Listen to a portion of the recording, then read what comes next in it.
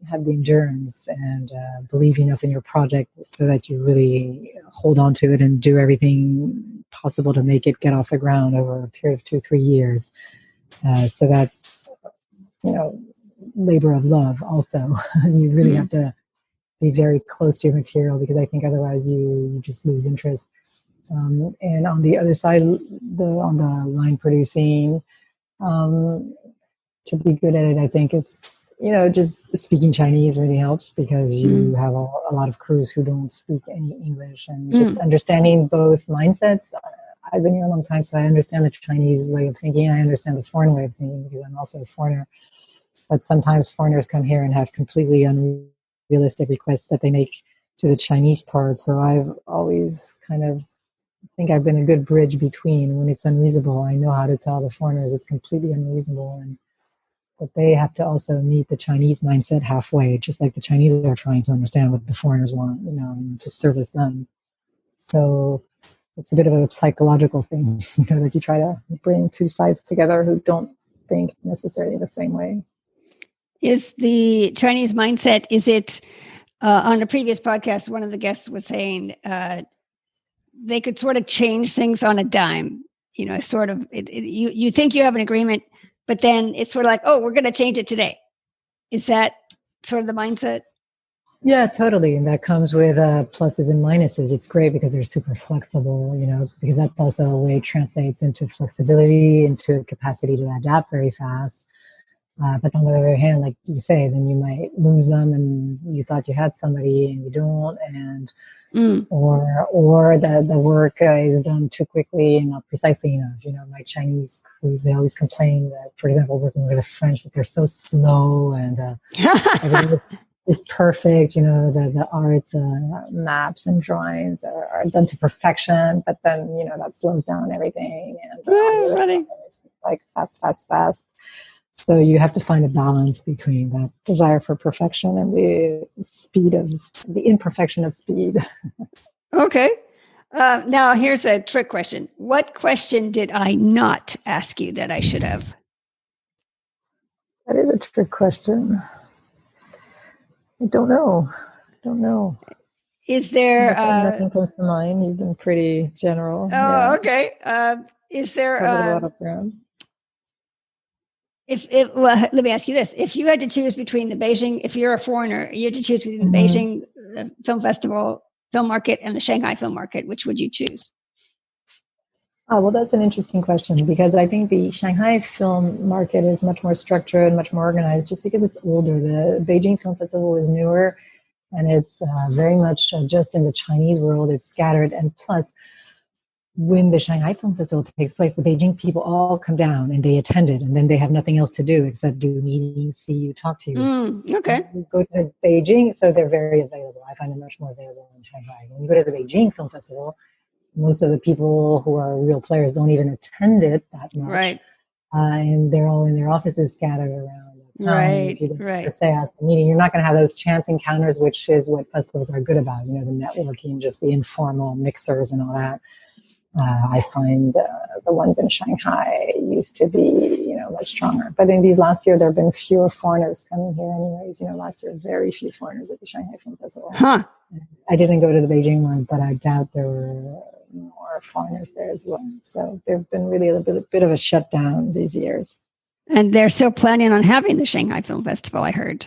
Yes, I read that too. So that's a good sign. So okay. Should definitely come back, because I'm sure there's still a ton of stuff to do here, and eager people who are starting for good projects. There you go. That's a good again. So come back. Yes, there you. Yes, I'm still here. Yeah. Well, I think that's a ray of hope that people are looking for good projects. I'm sure a lot of projects fell out, and now people have open slates. They're hoping to find projects, and I'm sure the whole industry will be raring to go once this whole situation is normalized. Okay, great. Yep. Now, as far as is there any advice? I know you've given me a lot of advice. Is there any other tidbits or advice you could give those aspiring to tap into the Chinese market? I think, you really have to know the market here. You have to understand what about your project is going to be positive for your Chinese partner. If you need a Chinese partner, it needs to be win-win. A lot of people come into China thinking they have a great thing, but project, and maybe they do, but they haven't thought from the Chinese point of view, what's in it for the Chinese partner. Right, right. And I think that's what you need to dig much deeper in, because otherwise you're just going to waste your time, and the project won't connect with here. Even though people will be very nice, because Chinese people are super nice and super welcoming, and they'll give you the time of day and all that, and listen to you and meet up with you. But in the end, you might have wasted a lot of time thinking it's going to happen, but it's not, just because you didn't look, from their side, their point of view, what's in it for them. Exactly. That's a good point. Now, in conclusion, would you like to share any social media details so our audience can keep track of your work? Actually, I'm pretty terrible at that, You learn in China not to put everything out there. You're in your little corner space. It's the sort of discretion we all adopt out here. So it's true. Now I'm falling behind on social media. I should remediate that. Yeah, try to fix that soon. I'll let you know. Okay, all right. Do you? Is there a China Blue Films website or? Yes. ChinaBlueFilms.net. Yeah, I do have a website. Yeah. Okay, great. Okay. Well, Natacha, thank you so much for coming on the podcast today. Thank you. Thanks for having me. You are welcome. And good luck, huh? Yeah, good luck with everything. Oh, thank you. Thank you. And we'll see you. The virus doesn't blow your way. Yeah. Yes. Well, we wish you health and, good thing. And China gets back on its feet. We're all hoping that it's such a big market. We all are excited to get back to work. Thank you. Okay. Thanks for having me. You're welcome. Bye-bye. And we'll see you at the premiere. Thank you. I've got 3 key points and 3 takeaways. Number 1, do Chinese studios want more patriotic films? Chinese studios say they are looking for big patriotic films, but this can backfire. As we saw in the 800 fiasco, this $80 million domestic film had its release canceled. Some cultural research group criticized it for being too charitable to the depiction of China's nationalists who fought alongside China's communist soldiers. So, this genre, despite what some Chinese studios say they want, could be a minefield. Number 2, Beijing versus Shanghai. Natacha mentioned if she had to do her career again, she'd live in Beijing instead of Shanghai due to Beijing being the film capital of China. She did say Shanghai had more trees and was more walkable. She also said if you need to choose between 2 Chinese film markets, Beijing or Shanghai, go to Shanghai. At the Beijing film market, many Beijing execs don't attend the market in person and just do business out of their company office. It's easier to have a face-to-face meeting with these same execs at the Shanghai film market. Number 3, the Chinese mindset. Natacha mentioned how she helps Western filmmakers navigate making films in China. The challenge is the Western producer or director, according to the Chinese crew, take too long. According to the Westerners, the Chinese crews work too quickly. She says you have to have balance. Find a balance between the desire for perfection and the imperfection of speed.